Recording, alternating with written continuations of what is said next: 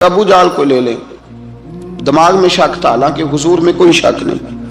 ایک دن آگے کہنے لگا کہ بتائیے میری مٹھی میں کیا ہے؟ تو نبی پاک صلی اللہ تعالی علیہ وسلم نے فرمایا اگر میں نے بتا دیا، کہنے لگا اگر آپ نے بتا دیا تو میں کلمہ پڑھ لوں گا۔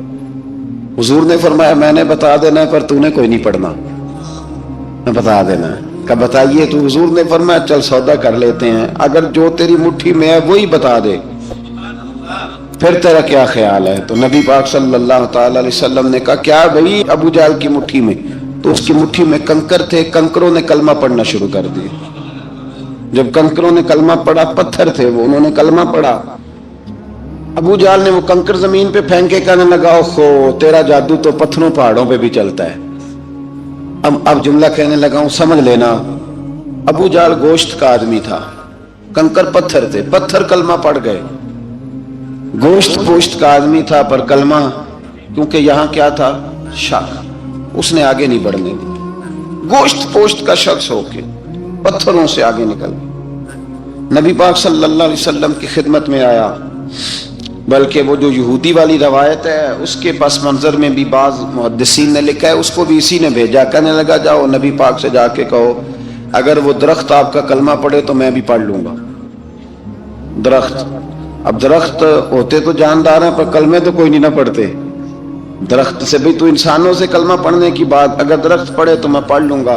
نبی پاک صلی اللہ علیہ وسلم دور بیٹھے تھے، درخت دور تھا، اور امام سیوطی علیہ رحمہ نے لکھا ہے درخت بھی کیکر کا تھا۔ نبی پاک صلی اللہ علیہ وسلم نے فرمایا اس یہودی سے کہ تو جا کے درخت کو کہہ کہ تجھے نبی پاک بلاتے ہیں۔ فرمایا میں گیا تو پھر تم نے کہنا جادو کر کے بلایا ہے۔ احتیاط بھی کی، ہر چیز آنکھوں کے سامنے رکھی، تو جا کے کہہ کہ تجھے بلاتے ہیں۔ وہ بندہ گیا، جا کے کہنے لگا، اور امام سیوطی نے اس کو لکھا ہے، کہنے لگے اس نے نبی پاک کا نام بھی نہیں لیا، کیونکہ ابو جہل اینڈ کمپنی کو پتا تھا کہ مصطفیٰ کے نام میں بھی بڑی برکت، خالی نام بھی نہیں لیا۔ کہنے لگا درخت وہ جو سامنے بیٹھے ہیں نا وہ تجھے بلا رہے، نام نہیں لیا حضور کا، وہ جو سامنے بیٹھے ہیں نا، جاءت لدعوتہ الاشجار ساجدۃ، امام بوصیری کہتے ہیں درخت آیا اور سجدہ کرتا ہوا، زمین چیرتا ہوا آیا۔ کس طرح آیا؟ پہلے آگے جھکا، پھر پیچھے جھکا، دائیں جھکا، بائیں جھکا۔ یہاں بھی لکھنے والوں نے لکھا ہے کہ وہ نہ درخت اپنی جڑیں اکھیڑ رہا تھا، جب چلنا تھا نا اس نے حضور کی طرف آنا تھا تو آگے دائیں بائیں ہوا، جڑیں اکھیڑ رہا تھا۔ لیکن ہمارے استاد جب ہمیں یہ روایت پڑھایا کرتے تھے تو کہتے تھے جڑیں نہیں اکھیڑ رہا تھا، جب اس نے سنا مجھے نبی پاک نے بلایا تو اسے وجد ہو گیا تھا، وہ جھومنے لگ گیا تھا، جھوم رہا تھا، حضور نے مجھے بلا لیا، جاءت لدعوتہ الاشجار ساجدہ۔ تو درخت آیا، اس نے آ کے نبی پاک کو سجدہ کیا، لکڑی کا بنا ہوا درخت ہے، سجدہ کیا۔ سجدہ کرنے کے بعد درخت اٹھا اور اٹھ کے اس نے نبی پاک کا کلمہ پڑھا۔ وہ جس کو ابو جہل نے بھیجا تھا نا یہودی، وہ درخت کی حالت دیکھ کے کلمہ پڑھ گیا، وہ کلمہ پڑھ گیا، لیکن یہی بے ایمان کہنے لگا اوئے ہوئے ان کا تو درختوں پہ بھی جادو چلتا ہے۔ لا ریب فی، شک قرآن پاک میں، لیکن اگر بندے کے دماغ میں ہو اس کا علاج ہے کوئی، ادھر ہی شک بیٹھ جائے۔ بے سادی مثال دیتا ہوں کہ سامنے دیوار صاف ہو لیکن گرد اگر آئینے پہ پڑی ہو، دیوار صاف کرنی چاہیے کہ اینک کا شیشہ صاف کرنا چاہیے؟ ساری زندگی لوگ دیوار صاف کرتے گزار دیتے، ساری زندگی تراش خراش کرتے گزار، اپنی مرضی کی پینٹنگ کرتے گزار دیتے ہیں، پر اپنی آنکھ کی پتلی صاف نہیں کرتے، آنکھ کی پتلی صاف نہیں کرتے۔ کسی نے حضرت رومی سے کہا تھا حضور دنیا میں کوئی اچھا ملتا نہیں، فرمانے لگے تھوڑا رونا شروع کر تاکہ تیری پتلیاں وضو کر لیں، وضو کر لیں، وہ انہیں پتہ چل جائے کہ کتنے صاف ستھرے لوگ دنیا میں پائے جاتے ہیں۔ ابو جہل پھر آ گیا، کہنے لگا اگر آپ چاند کے 2 ٹکڑے کر دیں تو میں کلمہ پڑھنے کو تیار ہوں۔ اچھا یہاں بھی بڑی مزے کی بات ہے، اللہ نے پہلے کہہ دیا نبی پاک کو کہ ان الذین کفروا سواء علیہم اانذرتہم ام لم تنذرہم لا یؤمنون۔ محبوب یہ جن کی قسمت میں کفر ہے نا، آپ انہیں ڈرائیں چاہے نہ ڈرائیں، یہ ایمان نہیں لائیں گے۔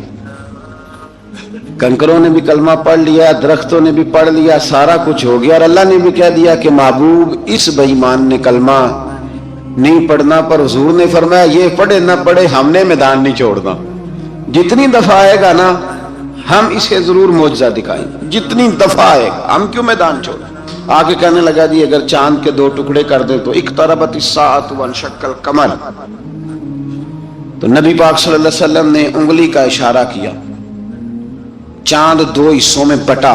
कोहे सफा एक पहाड़ी थी मक्के में, आधा टुकड़ा पहाड़ी की इस जानिब हुआ, आधा इस जानिब। यानी वजाहत की अल्लाह करीम ने कि ऐसे ना हो कि ये कह दी वो तो ऐसे बिल्कुल शक हुआ तो मिल गया, पता नहीं मेरी आंखों पे जादू हो गया, मिला है कि नहीं मिला। जब टूटा तो हदीस पाक में आता है कि आधा चांद कोहे सफा के इधर गया और आधा तो पहाड़ी थी, चांद नीचे आया, पहाड़ी के गिर्द घूमा, आगे जाके मिला। यानी वक्फा दिया गया बाकायदा देखने का, समझने। पूरी दुनिया में जितने लोग उस वक्त चांद देख रहे थे, हिंदुस्तान तक रवायतों में मिलता है कि लोगों ने गवाही दी कि हमने चांद टूटते देखा है। जमाना मान गया, लोगों की चीखें निकल गई, लोग कदमों में गिर गए, पर वो जिसके दिमाग में शक था ना वो नहीं माना। शजरो हजर पहचान गए, पर इंसान की नजरों में शक ही रहा। दुनिया में सबसे मजबूर, कमजोर, बुज़दिल, कम फहम बंदा वो है जिसके दिमाग में शक है। सबसे कम फहम आदमी, उसकी फिरासत रूहानिया जीरो है, वो एक नाकाम शख्स है। उसको किसी पे भी शक पड़ जाए, किसी पे भी। हमने देखा है जो औरत अपने मर्द पे शक करने लग जाती है, उस घर का कोई इलाज ही नहीं होता। जो शिकवा करती है रोटी का, पैसों का, वो किसी दौर में मसला उसका हल हो जाता है। जो नाफरमान होती है उसका भी मसला किसी न किसी जमाने में हल हो ही जाता है। ये जिसको शक पड़ जाता है ना, शक, उसका मसला क़यामत की सुबह तक हल नहीं होता। अगर मर्द को शक पड़ जाए उसका मसला भी कभी जिंदगी में दोबारा हल, याद रखें। ये जो शुकूक व शुबहात है ना, कुरान पूरा शुकूक व शुबहात का इजाला करता है। काफिर के सवाल का जवाब देता है, मुनाफिक के सवाल का जवाब देता है। कुरान मजीद हर एक की तसल्ली कराता है, लेकिन शुरू में बता दिया कि ला रईब फी, शक वाली गुंजाइश इसमें। लोग आज तक शक कर रहे हैं कि अल्लाह का कलाम है कि नहीं, आज तक लोग कहें। तो मेरे भाई, शुकूक वाली जिंदगी कमजोर होती है। शुकूक वाली अक्लमंद लोगों की जिंदगी कमजोर जिंदगी है। सहाबा कराम अमल वाले लोग थे, वो बहसों में उलझे रहते तो अमल ना कर पाते। हमारे यहाँ ना बहस होती है जिस मसले का कोई ताल्लुक ही नहीं, उलझनों से निकल आए। अमल का रास्ता, बहस जो होती है ये अमल का रास्ता रोकती है। अक्लमंद ना बने, फर्मा बरदार बने। मेरे भाई, शुकूक व शुबहात वाली जो लाइफ है, लेकिन ना अंबिया किराम अलैहिस्सलाम के बारे में शुकूक व शुबहात हैं, औलिया उज़्ज़ाम के बारे में। अब एक नया शक पैदा हो गया है कि फैज मिलता है कि नहीं मिलता। हमने फलाने वली को देखा नहीं, सारी जिंदगी उसका नाम लिया, फैज मिलेगा कि नहीं। गौस पाक को देखा नहीं, सारी जिंदगी कादरी कहलाया, फैज मिलेगा कि नहीं। ख्वाजा अजमेर को देखा नहीं, चिश्ती कहलाए, फैज मिला कि नहीं। साबर पिया को देखा नहीं, साबरी कहलाए, फैज मिला कि नहीं। ओ खुदा के बंदे, फैज वो चीज है जो नजर नहीं आती पर महसूस सबसे ज्यादा होती है। मिले तो हजरत अवैस करनी भी नहीं थे नबी पाक से, वो भी नहीं मिले थे, मुलाकात तो उनकी भी नहीं हुई थी। क्या कहोगे, मुलाकात नहीं हुई, लेकिन फ्यूज़ो बरकत का ये आलम है कि मेरे महबूब ने फरमाया वो दुआ करेगा तो अल्लाह मेरी उम्मत की बख्शिश फरमाएगा। तो आप हमारे सूफिया में एक सिलसिला अवैसिया है। सिलसिला वैसिया में अक्सर मुलाकात नहीं होती, अक्सर नहीं मुलाकात होती बगैर देखे ना। आप जब किसी का नाम जपते हैं, जब किसी का नाम लेते हैं, जब उसी का जिक्र करते हैं, जब उसी के तज़किरे में रहते हैं, तो अल्लाह तबारक व तआला के ये जो कामिल लोग होते हैं ये मुतवज्जो हो जाते हैं, उनकी तवज्जो होती है। और खुद सरकार ने फरमाया, दो आपस में मोहब्बत करने वाले, एक मशरिक में एक मगरिब में, क़यामत के दिन अल्लाह दोनों को जन्नत में इकट्ठा फरमा देगा। ये क्या बात हुई कि हर बात में शक करना कि जी वो फलाने से मुलाकात ही नहीं हुई। तो किस तरह भाई, मुलाकात एक अलग चीज का नाम है, मुलाकात एक अलग शय का नाम है, और फयूज़ो बरकत एक اللہ سے ملاقات ہوئی ہے؟ رزق دیتا ہے کہ نہیں؟ زندگی دیتا ہے، ساری چیزیں دیتا ہے، تو ملاقات تو کوئی نہیں کرتا۔ تو اس لیے ہر چیز کو ٹھیک ہے، وہ جو جگہ جس جگہ پہ جو بات ہے اس کو وہاں رہنا چاہیے، لیکن یہ شکوک ہیں، ان سے باہر نکلیں، ان سے باہر آئیں۔ اولیاء اللہ کا جو فیضان ہے، ان کی جو محبت ہے، ان کے جو طریق، حضرت سلیمان بن بشار رحمت اللہ علیہ بزرگ گزرے ہیں، وہ کہتے ہیں میرے پاس، میں بڑا خوبصورت تھا جوانی میں، دین کی تھوڑی سی خدمت کرتا تھا، تو ایک عورت آ گئی، اس عورت نے میرے ساتھ کچھ مجھ سے مانگا، مطالبہ کیا، تو میں نے کہا کوئی بھکارن ہے۔ میں نے جب اس نے نقاب اوڑھا ہوا تھا، جب میں نے اس کی طرف پیسے دینے کے لیے، خیرات دینے کے لیے کوئی چیز بڑھائی، تو اس نے چہرے سے کپڑا ہٹایا، میں نے نظر جھکا لی، کہنے لگی سلیمان میرا رنگ روپ تو دیکھ، میں کتنی خوبصورت ہوں، میں تیری محبت میں گرفتار ہو گئی، خدا را میں اپنے آپ کو تیرے حوالے کرتی ہوں۔ آپ فرماتے ہیں جب اس کے نیت اور ارادے میں اور لفظوں میں نے فطور دیکھا، تو میں استغفر اللہ پڑھتا وہاں سے بھاگ گیا، اتنا دوڑا کہ میں بصرہ سے باہر نکل گیا، شہر سے ہی باہر آ گیا، عورت سے دوڑ رہا ہے، مرد نوجوان خوبصورت۔ فرماتے ہیں عشاء کی اذانیں ہو رہی تھی، نماز پڑھ کے میں مسجد میں سو گیا، تو مجھے حضرت یوسف علیہ السلام کا دیدار ہوا۔ جناب یوسف کہتے ہیں میں حضور کا غلام اور غلاموں کا غلام اور صدیوں بعد کا غلام، تو جناب یوسف علیہ السلام میری خواب میں آئے اور کہنے لگے اٹھ جوان میرے سینے سے لگ، یار تو نے تو نبی پاک کا امتی ہو کے وہ کام کیا ہے جو میں نے نبی ہو کے کیا تھا۔ اب کام حضرت یوسف والا کیا تھا نا، تو صدیوں اور سالوں اور مہینوں کا فاصلہ بن سکا، تو وہ آ گئے۔ مسئلہ یہ ہے کہ شکوک و شبہات والی زندگی نقصان دیتی ہے۔ حضرت ہمارے سلسلہ مقدسہ میں ایک سلسلہ علویہ ہے جو اعلیٰ حضرت فاضل بریلوی کو حاصل تھا، شاہ عبدالعزیز صاحب محدث دہلوی رحمۃ اللہ تعالی علیہ نے بڑا لکھا مولا علی کی شان پہ، حضرت علی پہ کلام، ان کا ذکر، ان کے تذکرے اس قدر فنا ہو گئے کہ ہر وقت ذکر علی کرتے۔ فرماتے ہیں مجھے خواب میں حضرت علی کا دیدار ہوا، انہوں نے مجھے بیعت فرمایا اور مجھے اپنے سلسلہ مبارکہ میں اجازت دی۔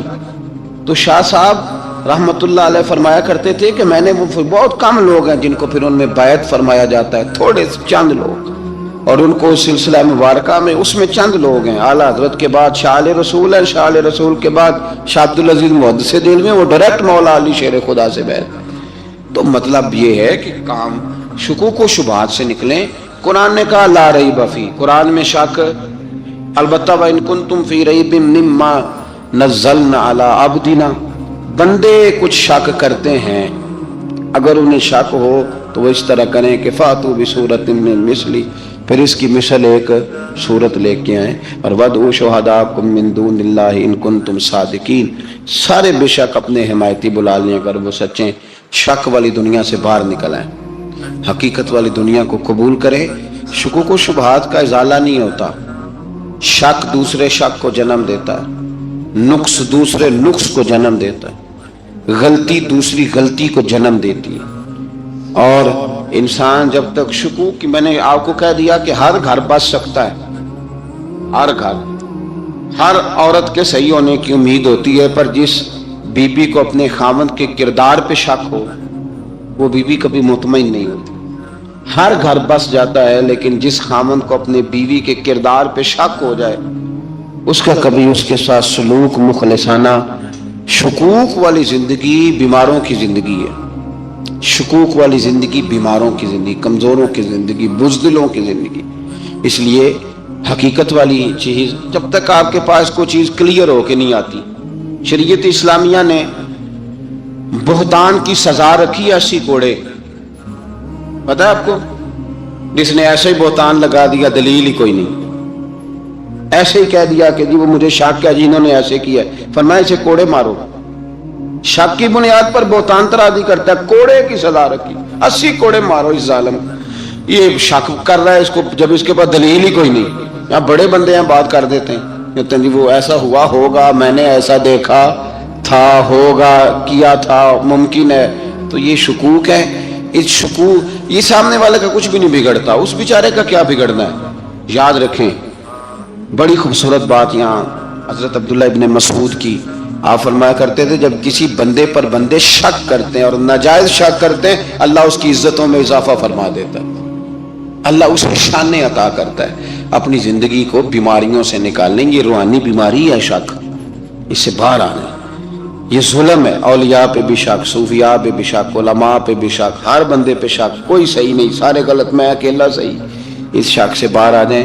یہ نفسیاتی مریض بنا دے گا، بے سکون کرے گا، بے قرار کرے گا. اللہ تبارک و تعالیٰ نے نا ہمارے محبوب کریم علیہ السلام کو دنیا میں بھیجا تو فرمایا یا ایھا الناس قد جاءکم برہان من ربکم، اے لوگوں تمہارے پاس تمہارے رب کی دلیل آ گئی. اللہ تبارک و تعالیٰ نے محبوب پاک علیہ السلام کو سراپا دلیل بنا کے بھیجا. باقی انبیاء کرام علیہ السلام کے پاس بھی اپنی نبوت کے دلائل کے طور پر بے شمار معجزات تھے، اور حضور کریم علیہ السلام کے تو پورے وجود کو ہی اللہ نے معجزہ بنایا. اور نبی پاک صلی اللہ تعالیٰ علیہ وآلہ وسلم کی نبوت کی دلیلیں، حضور کے رسالت کے مستحکم دلائل جگہ جگہ آپ کو ملیں گے. سب سے پہلی چیز تو یہ سمجھنے والی ہے کہ نبی پاک علیہ السلام نے جس چیز کو سب سے پہلے اپنی نبوت کی دلیل کے طور پر بیان فرمایا وہ حضور کا کردار ہے، سیرت ہے، عمل ہے، حضور کا لوگوں کے ساتھ رویہ ہے. نبی پاک علیہ السلام کی تبلیغ کے 3 دور ہیں. ایک تو حضور نے اپنے قول سے تبلیغ فرمائی، وہ 40 سال کی عمر سے محبوب نے اعلان فرمایا اور تبلیغ کی. اور ایک نبی پاک صلی اللہ تعالیٰ علیہ وسلم بالواسطہ حضور کی تبلیغ ہے جو آج تک جاری ہے. امت کے علماء، مشائخ، مبلغین حضور کے دین کو آگے پھیلا رہے ہیں. تو دراصل یہ بھی تبلیغ رسول پاک علیہ السلام ہی کی تبلیغ. اور ایک حضور کی تبلیغ کا دور ہے حضور کی پیدائش سے لے کر ولادت مبارکہ سے لے کر حضور علیہ السلام کے اعلان نبوت تک. اس دوران نبی پاک نے جو تبلیغ فرمائی ہے وہ اپنے کردار سے فرمائی. عرب کا وہ معاشرہ جو بڑا میلا کچیلا گدلا ہو چکا تھا، جس کے اندر سراسر مادہ پرستی کا زور تھا، جس کے اندر لوگ انسانوں کی خرید و فروخت کرتے تھے، جس کے اندر بیٹیوں کو زندہ دفن کر دیتے تھے، جس کے اندر جو آدمی جتنا زیادہ مضبوط ہوتا تھا اتنا زیادہ لٹیرا بن جاتا تھا، اس معاشرے کے اندر رسول کریم علیہ السلام نے 40 سال گزارے.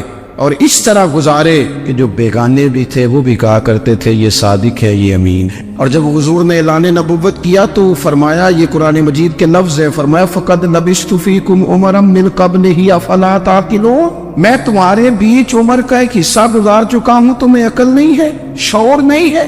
نبی کریم علیہ السلام نے اپنے کردار کو، اپنے عمل کو اپنی نبوت کی دلیل کے طور پر بیان فرمایا. وہ تو حضرت حلیمہ بھی فرماتی ہیں نا، جب میں نبی کریم علیہ السلام کو اپنے گھر لے گئی تو میرا اپنا بچہ بھی دودھ پیتا تھا، 2 میرے بیٹے ہو گئے، ایک میری یہ نسبی اولاد اور حضور میری رضائی اولاد. تو کہتی ہے جب میں کریم محبوب علیہ السلام کو اپنے سینے سے لگاتی تھی تو حضور میرے ایک پستان سے دودھ پیتے تھے اور دوسرا اپنے بھائی کے لیے چھوڑ دیا کرتے. یہاں سے رسول کریم علیہ السلام نے کردار کے ذریعے تبلیغ اور پھر اعلان نبوت سے پہلے ایک تنظیم عرب کے جوانوں پر، عرب کے سرداروں پر مشتمل بنائی گئی، جس میں نبی کریم علیہ السلام نے بڑا حصہ لیا سرکار نے، اور بڑے اہم لوگوں کو شعور حضور نے عطا فرمائے. وہ اس جماعت کا فیصلہ تھا کہ ہم سارے جوان، سارے بڑے لوگ ملیں گے. یہ حضور کے اعلان نبوت سے پہلے کی بات ہے. ہم بڑے لوگ ملیں گے، کسی بڑے کو کسی چھوٹے پر ظلم نہیں کرنے دیں گے، کسی آدمی کو کسی غریب کا حق نہیں کھانے دیں گے. حضور علیہ السلام نے نا اپنی کردار سے، اپنے عمل سے، اور آپ کا جو عمل ہوتا ہے نا وہ اصل ہوتا ہے. ایک ہوتا ہے آپ کوئی بات کرتے ہیں اور ایک ہوتا ہے کہ آپ کوئی عمل کرتے ہیں. آپ جب عمل کرتے ہیں تو عمل کے ذریعے بھی لوگوں تک بات پہنچتی ہے کہ دراصل آپ کا اٹھنا بیٹھنا چلنا پھرنا کیا ہے. میرے رسول کریم علیہ السلام کا اٹھنا بھی ایک نبی کا، بیٹھنا بھی ایک نبی کا، بات کرنا بھی ایک نبی کا، معاملات زندگی کرنا بھی ایک نبی کا، لین دین کرنا بھی ایک نبی کا. ایک شخص کہتے ہیں میں نے اعلان نبوت سے پہلے حضور علیہ السلام سے کوئی چیز خریدی تھی اور میں نے عرض کیا تھا آپ یہاں تشریف رکھیں، میں پیسے لے کے آتا ہوں. میں 3 دن کے بعد آیا. دیکھو یہ بات کرنی کتنی آسان ہے، بولنی کتنی آسان ہے، پر 3 دن یہاں میرے بھائی کو کسی شخص کو 2 گھنٹے انتظار کرنا پڑ جائے تو لوگ کہتے ہیں الانتظار وشد من القتل، یہ تو قتل سے زیادہ تکلیف والا معاملہ ہے منتظر رہنا کسی کا. کہتے 3 دن کے بعد میں آیا تو میرے رسول کریم وہیں تشریف فرمائے. बस इतना फरमाया, यार तुमने मुझे बड़ी तकलीफ में डाल दिया, 3 दिन हो गए यहाँ रुके हुए। तो हुजूर ने अपने किरदार को, अपने अमल को, अपने मामलात को सबसे पहले अपनी नबूवत की दलील के तौर पर पेश किया। किसी ने क्या खूब कहा था कि जो तेरी जान के दुश्मन है वो भी कहते हैं। बज़ाहिर तो आए हैं ना हिजरत की रात जान लेने, लेकिन अमानतें हुजूर के घर में रखी हुई है, अमानतें काशाना नूर पे पड़ी है। वो जो तेरी जान के दुश्मन है वो भी कहते हैं कि अमीन तू है और सदाकत की आबरू तू है। तो पहले किरदार, फिर दूसरी बात, अल्लाह ताला ने अपने महबूब अलैहिस्सलाम को अपना मुतलक नायब बनाकर, अपना महबूब आजम बनाकर, वैसे ही सारे इंसानों के बारे में कहा, वइज़ क़ाल रब्बुका लिल मलाइकति इन्नी जाइलुन फिल अर्दि खलीफा, मैं जमीन में अपना नायब बनाने वाला हूँ। लेकिन हुजूर अलैहिस्सलाम तो महबूब है ना, हुजूर की नियाबत तो महबूबियत के दर्जे पर फायज है। तो रसूल पाक को रब करीम ने इस तरह का बना के भेजा कि हजरत अब्दुल्ला इब्न रवाहा रदियल्लाहु ताला अन्हु बयान फरमाते हैं कि अगर हुजूर कोई मोजज़ा न भी दिखाते, नबी करीम अलैहिस्सलाम से कोई एजाज लोग न भी देखते, तो महबूब का तो चेहरा ही इस तरह का था, लोगों ने देखते जाना था और कलमा पढ़ते जाना था। लेकिन बावजूद इसके मेरे रसूल पाक का एजाज ये है, कमाल ये है कि हुजूर कभी इशारा कर दे तो चांद 2 टुकड़े हो जाए, कभी दुआ मांग दें तो डूबा हुआ सूरज वापस आ जाए, कभी महबूब गुजरने लगे तो पत्थर आप पर सलाम पड़े, कभी हुजूर पहाड़ पर चढ़ जाए तो पहाड़ वज्द में आकर झूमने लगे, महबूब का कभी नमाज पढ़ाते इरादा बन जाए तो अल्लाह ताला किबले का रुख ही तब्दील फरमा दे। क्या खूबसूरत सोच है और क्या नजरिया देते हैं बरेली के इमाम। फरमाते इजाबत का जोड़ा, इनायत का सेहरा, दुल्हन बन के निकली दुआए मोहम्मद, और इजाबत में झुक कर गले से लगाया, पढ़ी नाद से जब दुआए मोहम्मद,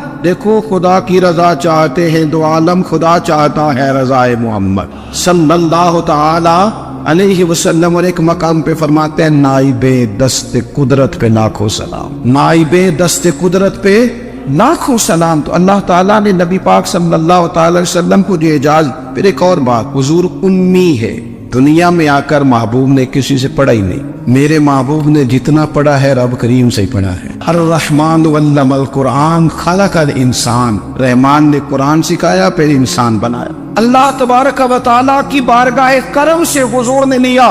रसूल करीम उम्मी है, ये भी हुजूर की नबुव्वत पर एक बड़ी दलील। देखो, एक होता है कोई आदमी बचपन से ही किसी चीज से शगफ रखे और जब उसकी उम्र बड़ी हो जाए तो कहते हैं इसका तजर्बा बड़ा हो गया। ये पहले कुछ शेर कहता था, कोई अदबी जुमला कहता था, तो अब इसकी ये काम करते करते उम्र बड़ी हो गई है तो रसूख हासिल हो गया। 40 साल की उम्र मुबारक तक नबी करीम ने एक शेर भी नहीं कहा। हुजूर अलैहिस्सलाम ने कभी कोई ऐसी बात, वैसे तो हुजूर की हर बात हिकमत वाली, लेकिन जिसको अरब के लोग अपने लहजे में शायरी या अपने लहजे में अदब कहते थे, वो हुजूर ने बयान नहीं फरमाया। लेकिन जब 40 साल की उम्र में ऐलान नबुव्वत किया तो फिर बड़े बड़े फसीह बली, बड़े बड़े सियाने तुफैल बिन अमर कहते हैं कि उस शख्स को भी मैंने देखा जिसे बड़ा नाज था अपनी फसाहत और बलागत पर, और जब वो हुजूर के पास आया और उसने आके कुछ बातें की तो महबूब खामोशी से सुनते रहे, और जब वो चुप कर गया तो मेरे करीम ने सिर्फ सूरह फातिहा पढ़ी। कभी उठता था, कभी बैठता था, कभी गौर करता था, कभी दाएं जाता था, कभी बाएं जाता था। फिर कहने लगा, बताओ ना कलाम किसका है? फरमाया, उस रब का, उस रब का, उस रब का जिसका मैं रसूल बन के आया हूँ। नबी करीम सल्लल्लाहु ताला अलैहि वसल्लम उम्मी है, लेकिन हुजूर ने कायनात के राजों से पर्दे हटा दिए। नबी करीम ने जीने के सलीके बता दिए। हुजूर ने हर शख्स को उसके मकसद हयात से आगाह कर दिया। नबी करीम अलैहिस्सलाम ने वो फलसफा हयात बयान किया कि लोगों को सिर्फ जीने में ही मजा नहीं आया, मरने में भी मजा आने लगा। लोग आगे बढ़ बढ़ के जाने पेश करने लगे, अपनी औलादें कुर्बान कर, जो फलसफियों से खुल न सका और नुक्ता बरों से हल न हुआ, वो राज एक तैबा वाले ने बतला दिया चंद इशारों में। महबूब करीम उम्मी है, लेकिन हुजूर ने इस तरह दुनिया को सिखाया, इस तरह दुनिया को पढ़ाया, इस तरह हुजूर ने इल्म के चिराग और दीप रोशन किए कि क़यामत तक जिसे रोशनी मिलेगी ना, उसे सिर्फ दरवाजा मुस्तफा से मिलेगी, उसे रसूल करीम अलैहिस्सलाम के तारे दौलत से मिले। कुछ लोगों ने कहा कि अपने पास से आयात बना के लाते, अपने घर में बैठ के दावे कर लेना तो कोई मुश्किल काम नहीं ना होता, सारे लोग ही कर लेते। بلکہ وہ ہمارے ایک بزرگ کہا کرتے تھے خیالی پلاؤ پکائیے کہ وہ کدے بھی کاٹ نہ پائیے، کیونکہ کون سا پیسوں کا ڈالنا ہے، وہ زیادہ ڈالے ہم اور زیادہ ڈالے۔ بہت سارے لوگ ہیں آج بھی کچھ لبرل ہیں بیچارے، کچھ دین بیزار طبقہ ہے، وہ کہتے ہیں جناب ہمیں تو جدید باتیں بتائیں، ہمیں تو نئے اسلوب کے مطابق لے کے چلے، ہمیں تو او بھائی سن، میرے نبی پاک علیہ السلام نے فرمایا میرا قرآن کبھی پرانا نہیں ہو، اسے پڑھ کے دیکھ، اس کی جدت کا حسن دیکھ، یہ تو کھلا ہوا باغ ہے، تو ایک دفعہ اس کے قریب آئے گا تو خوشبو ملے گی، دوسری دفعہ آئے گا تو اس سے زیادہ تازی ملے گی، ایک دفعہ پھل کھائے گا تو مزیدار ہوگا، دوسرا کھائے گا ہو سکتا ہے شکل ملتی جلتی ہو لیکن ذائقہ بڑا نرالا ہوگا۔ تو تو صحیح نا، جب کچھ لوگوں نے کہا یہ خود سے بنا کے آج ہاتھ لاتے ہیں تو فرمایا وَإِن كُنتُمْ فِي رَيْبٍ مِّمَّا نَزَّلْنَا عَلَىٰ عَبْدِنَا فَأْتُوا بِسُورَةٍ، اگر تمہیں کوئی شک ہے اس میں جو ہم نے اپنے بندہ خاص میں نازل کیا ہے تو تم بھی اس جیسی ایک آیت بنا کے لاؤ۔ اور چلو چیلنج کھلا دے دیا، فرما وَادْعُوا شُهَدَاءَكُم مِّن دُونِ اللَّهِ، اللہ اور اللہ والوں کو چھوڑ دو، تفسیری ترجمہ عرض کر رہا ہوں، یعنی صحابہ کو چھوڑ دو، حضور کے ماننے والوں کو چھوڑ دو، باقی ساری دنیا کے کافر اکٹھے ہو جاؤ، ایک آیت بس قرآن جیسی لے کے آؤ، ایک آیت لے کے آؤ، ان کنتم صادقین، اگر تم سچے ہو۔ جوانوں سنو، کہا ایک آیت، اور یہ چیلنج آج تک قرآن مجید کا موجود ہے، آج تک وَإِن كُنتُمْ فِي رَيْبٍ مِّمَّا نَزَّلْنَا عَلَىٰ عَبْدِنَا فَأْتُوا بِسُورَةٍ مِّن مِّثْلِهِ، تم قرآن کے مقابلے کی ایک صورت لے کے آؤ اور سارے حمایتی اکٹھے کر لو اپنے، ان کنتم صادقین، اگر تم سچے ہو۔ جواب تو ادھر سے آنا تھا نا، لیکن کائنات کے رب نے جواب بھی خود دیا، فرمایا فَإِن لَّمْ تَفْعَلُوا وَلَن تَفْعَلُوا، اگر تم نہ لا سکے، اور فرمایا تم لا سکتے بھی نہیں، نہ خنجر اٹھے گا نہ تلوار تم سے، یہ بازو میرے آزمائے ہوئے، وَلَن تَفْعَلُوا، تم لا بھی نہیں سکتے، فَاتَّقُوا النَّارَ الَّتِي وَقُودُهَا النَّاسُ وَالْحِجَارَةُ، پھر اس آگ سے ڈر جاؤ جس کا ایندھن آدمی اور پتھر ہے، اُعِدَّتْ لِلْكَافِرِينَ، بنائی کافروں کے لیے، مومنوں کے لیے تو رب نے جنت بنائی ہے، اُعِدَّتْ لِلْكَافِرِينَ، یہ دوزخ اللہ نے کن کے لیے بنائی ہے؟ اُعِدَّتْ لِلْكَافِرِينَ، کہتے ہیں کافر کے لیے بنایا۔ تو اللہ تبارک و تعالیٰ نے میرے رسول پاک صلی اللہ تعالیٰ علیہ وسلم کو وہ کتاب عطا فرمائی، اور پھر حضور کی فصاحت و بلاغت، معرفت، دیکھو ایک ہوتا ہے گھنٹوں باتیں کرنا، ایک ہوتا ہے کئی والیم پر مشتمل، کئی جلدوں پر مشتمل کتب کا لکھنا، اور ایک ہوتا ہے کسی بندے کا ایک بات کرنا اور سامنے والے کی طبیعت کو اتنا جگا دینا کہ اگلی بات فوراً ہی اس کی سمجھ میں آ جائے۔ اور حضور نہ کسی کی انا کو نہیں جگاتے، ہم بعض اوقات کسی سے خطاب کرتے ہیں، بات کرتے ہیں تو سامنے والے کی انا کو جگا دیتے ہیں، ٹھیس پہنچاتے ہیں، وہ کہتا ہے چل پھر تگڑا ہو جائے میں بھی آیا۔ حضور انا نہیں جگاتے تھے، میرے نبی پاک ضمیر جگاتے تھے تاکہ وہ شخص فیض حاصل کر سکے، اسے کچھ ملے۔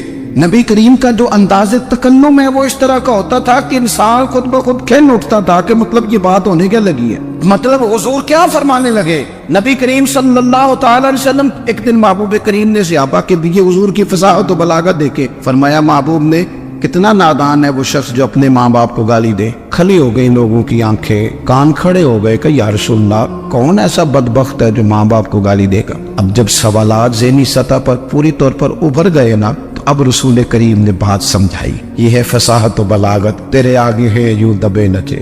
فصحا عرب کے بڑے بڑے، کوئی جان منہ میں زبان نہیں بلکہ جسم میں جان نہیں۔ یا رسول اللہ کون ایسا نالائق ہے جو ماں باپ کو گالی دے؟ اب جب ذہنی سطح یہاں تک ابھر آئی تو اب حضور نے سمجھایا، اور میں جب تم کسی کے ماں باپ کو گالی دو گے نا تو وہ بھی تو جواب میں تمہارے ماں باپ کو دے گا نا، تو فی نفس ہی یہ تم نے خود ظلم کیا ہے اپنے ماں باپ۔